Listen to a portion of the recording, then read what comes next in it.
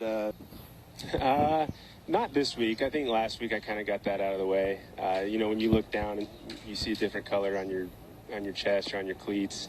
But it's been great. I know a few guys here with Miller and Harper, and played against a lot of these guys and Didi and Kutch before. So it's nice to be on the same side. Oh, outstanding. What were you working on today? Anything in particular? Really, to be honest, I wanted to get ahead of guys. So it wasn't anything special. I'm throwing 3 pitches.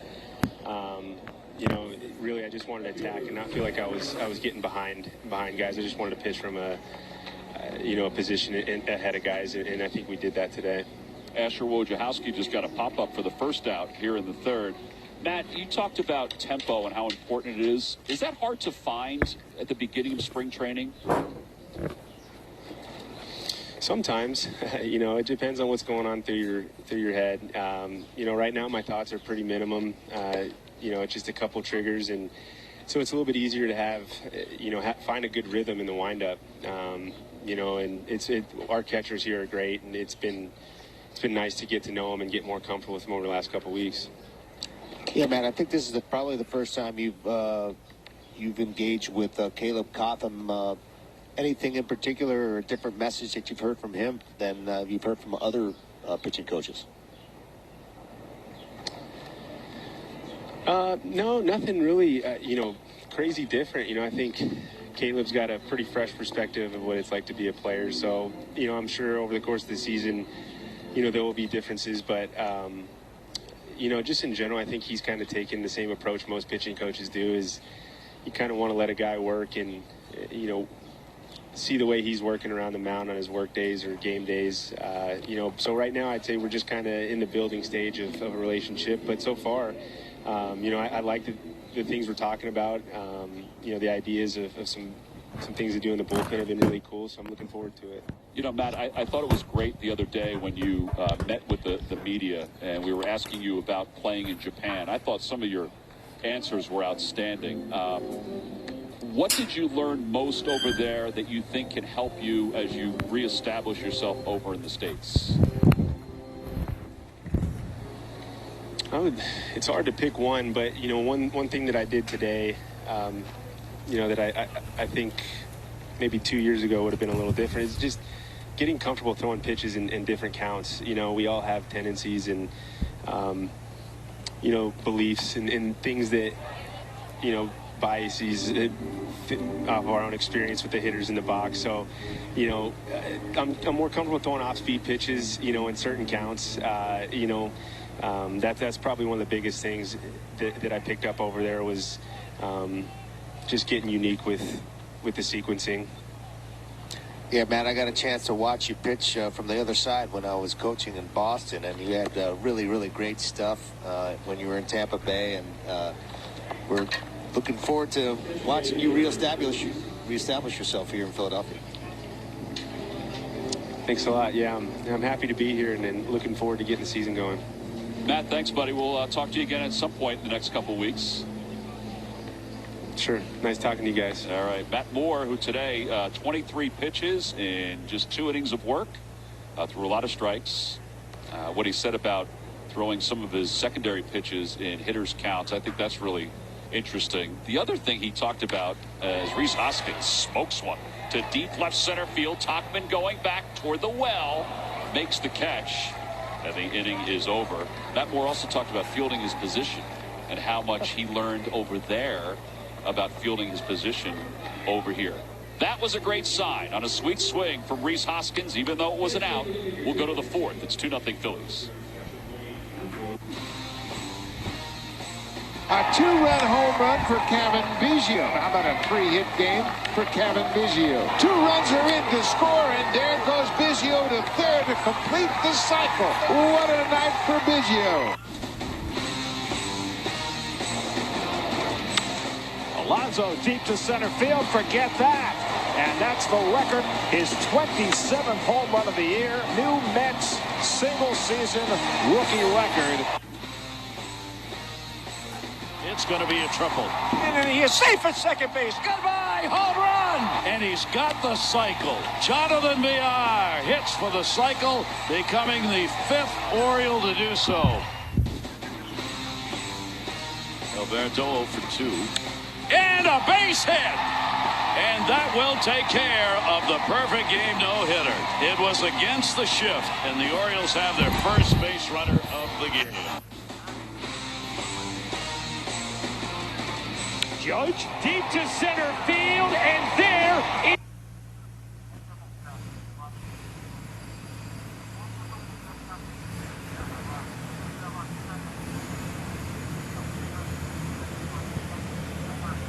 Oriole fans, there is your center fielder of the future. Get the latest stories, stats, videos, and more. All of your Phillies content in one place. PCSportsPhiladelphia.com. Along with Ruben Amaro, I'm Tom McCarthy. Phillies are up 2-0. They got a couple home runs, almost had a third. Rhys Hoskins with a nice swing. Tauchman was able to track that down against Asher Wojciechowski. We go to the top of the 4th inning. Matt Moore was able to throw 2 scoreless innings for the Phillies. And now Vince Velasquez trying to do the same thing. He looked good in his first inning. Excellent. Moved the pitches around the strike zone. 2 strikes, cut the ball down. Early contact. All good signs. He'll face Gio Urshela, who popped out his first time up. And a sinker. And it's 0-1. Like I said, Tom, if he keeps down in that area right there with life in his fastball, he's gonna really establish himself.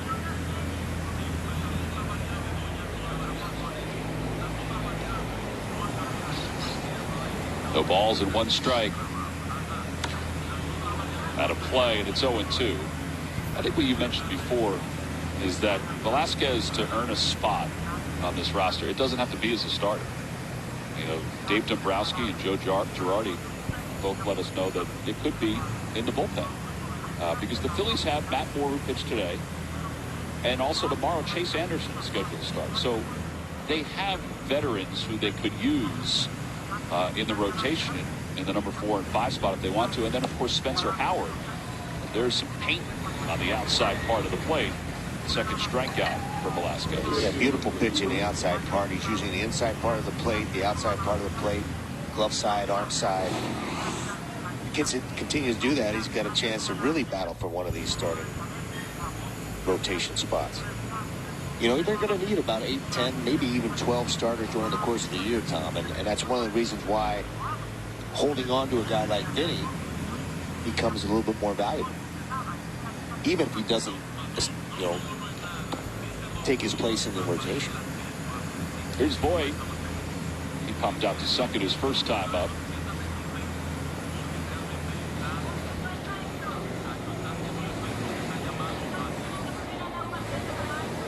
One ball and no strikes. And time is called. Voit, who hails from the same high school in the St. Louis area as Ryan Howard and David Freese. Really? It's a foul. It's 1-1. It's pretty good ball players right there. Yeah. David Freese had a very underrated, excellent career in the major leagues. Well, he must have been a heck of a high school player.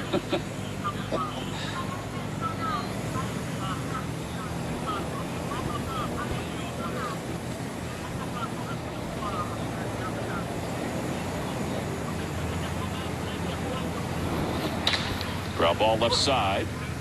Chatham gobbles it up. 2 outs.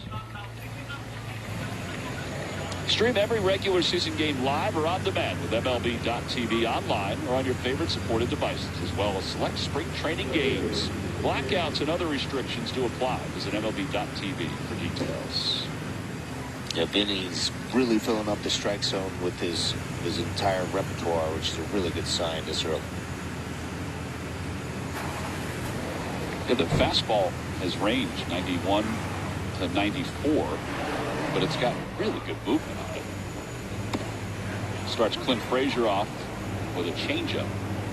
It was a little firm on the changeup, but he's throwing it for strikes. He's thrown a couple of them now, and it's in the 87, 88 range, which is a little firm. He probably wants to take something a little bit more off of that, but he is throwing it over the plate. 1-1. Mentioned that Frazier will be the everyday left fielder for the Yankees. They've got a plethora of outfielders, and the re-addition of Brett Gardner is going to help that bench as well. And the 1-1 outside, 2-1. Pretty good breaking ball right there, just missed.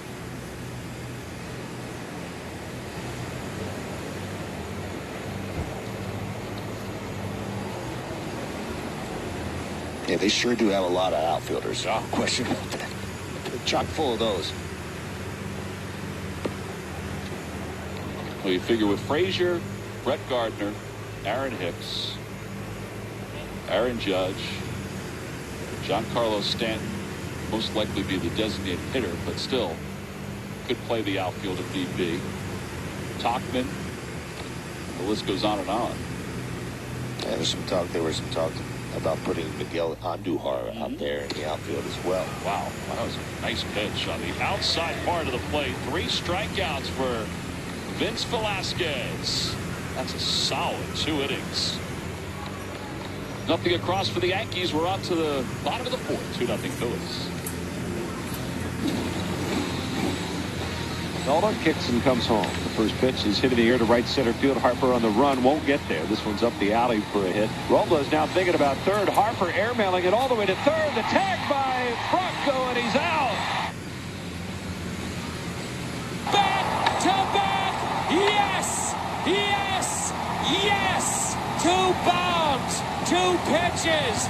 9-8 St. Louis.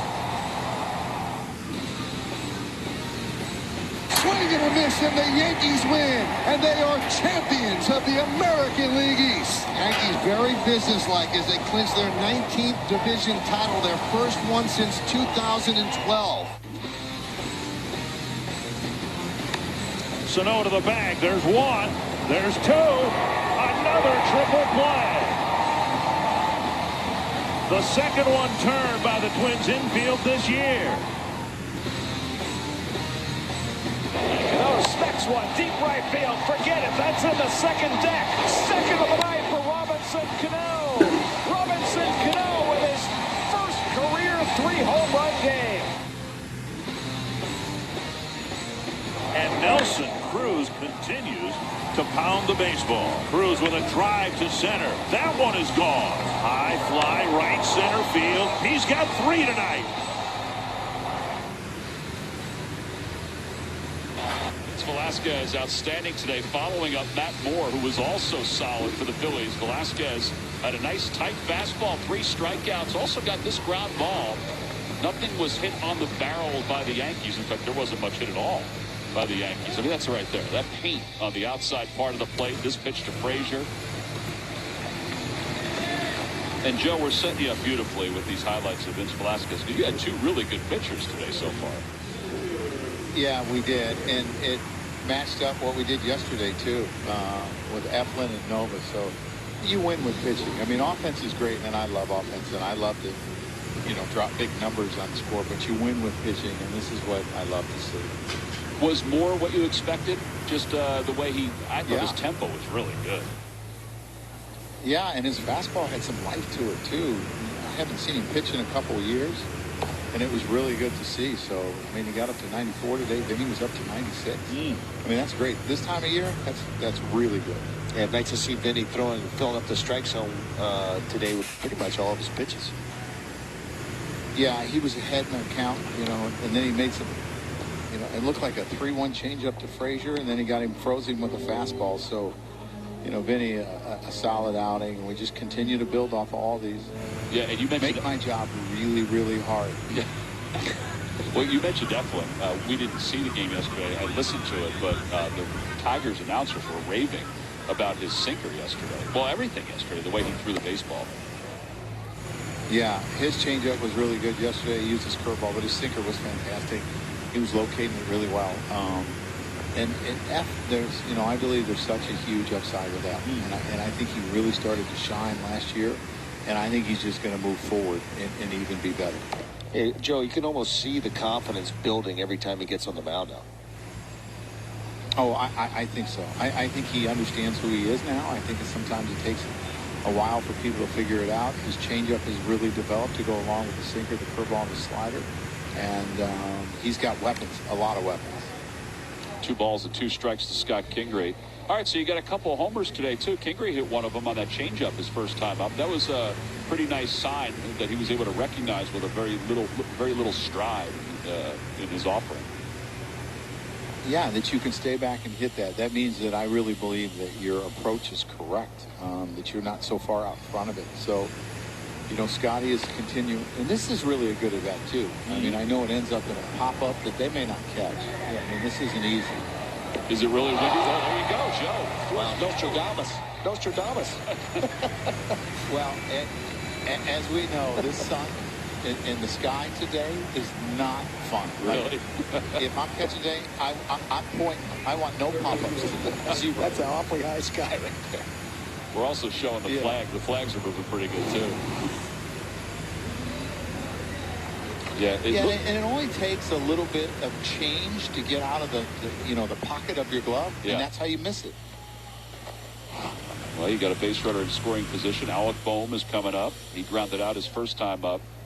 Joe, I asked you about Alec the other day after the postgame in Dunedin because I had seen the highlights of those defensive plays that he made. Really solid to be able to charge and barehand and throw on the run like he did the other day. Yeah, I think he's made a lot of improvement, too. He went to his left. He ranged far to his left. A tough play to his right. I mean, they were testing. There were a lot of, like, toppers. And, you know, he got a speedy runner in the slow roller to him. So, God, I thought he played great. And you know, I think about last year, what he was able to do and how he responded, you know, defensively. He continued to get better. But these are the situations that he shined in. Runners in scoring position. Yes. Doing his job. He was great at it, and he understands how to hit the situations if it counts. And, you know, he's got himself in a really good spot, so I hope he knows that I've given him the green light. Well, Alex certainly he can probably hear me. He probably could hear you. Alec has a really, really advanced approach, and in this situation, would you rather have him drive the ball, or would you rather have him move the runner? No, I want him to try to drive the ball in the gaps. If you hit a sac fly to left center or right center, I'm good with it. But that's his approach, right? I mean, that's what he does. And I was asking him about it today, and he was talking about, you know, when he went to Wichita State, he was a pole monster, and they had a hitting coach there that was really good. And I apologize, I don't recall his name, but talked to him about approach, and it changed his approach. And I said, man, you had a good hitting coach when you were young, man, because you have a great approach.